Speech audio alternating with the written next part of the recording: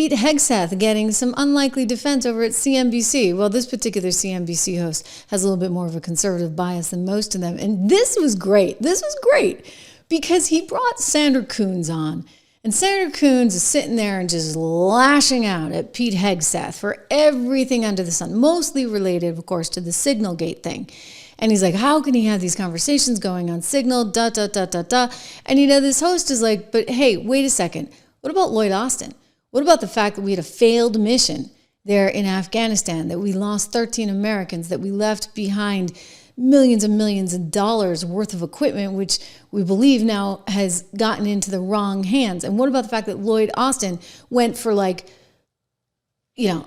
surgery and went totally AWOL and didn't even tell anyone? I mean, that's kind of some bad stuff, right? So this all came up on this morning's CNBC Squawk Box show. I want to show you Joe Kernan.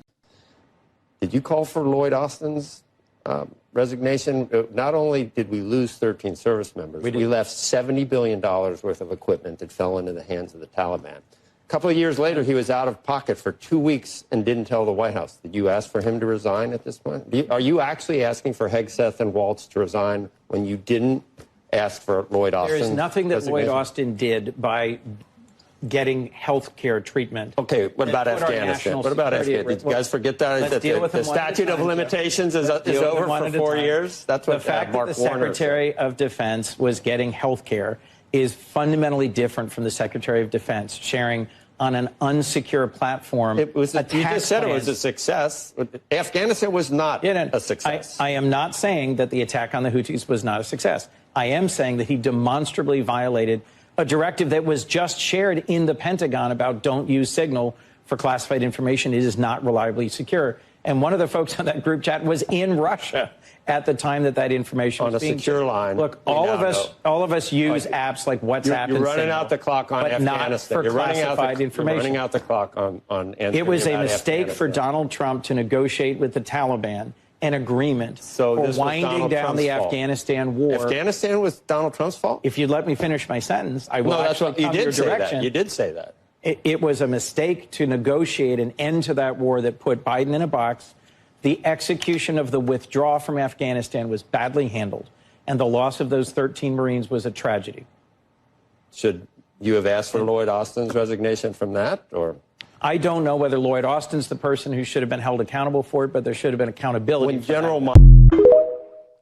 Wow. I thought that was pretty compelling and unusual to see, right, on an NBC network, but important to see because in all of this, right, we are getting a little bit lost in that this was a successful mission.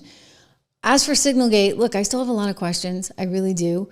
I don't know why the CIA from Biden's team told them this was great and they should use this as a secure means to talk with each other. We now learn that, Pete had also a Signal chat with his wife and his brother.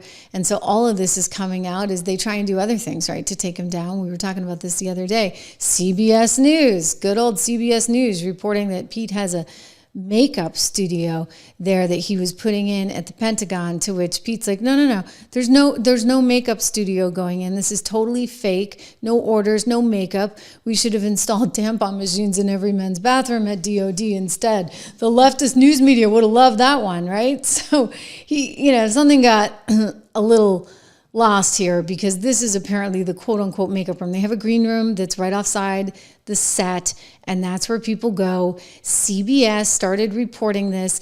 Interestingly, one of his top handlers is a former CBS producer, and you kind of wonder who also worked at Fox, and you kind of wonder how these things leak out. I might be taking a good hard look at her, shall we say.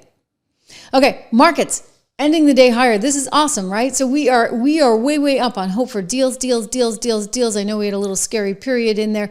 We told you, take a deep breath. Did we not? Over at 76 Research, I'll tell you, they're celebrating right now. They're getting excited for more good things to come. Make sure that you're prepared for it. Go over to 76research.com. Use my code word dollar. Sign up for the 76 report. Better yet, sign up for some of the portfolios because that's where the real money is. You can look at some of our portfolios there. The most recent report showing how well so many of those stocks have done. So you can get all of those names. There's 8 to 10 names in each one of those. I really do encourage you to do it.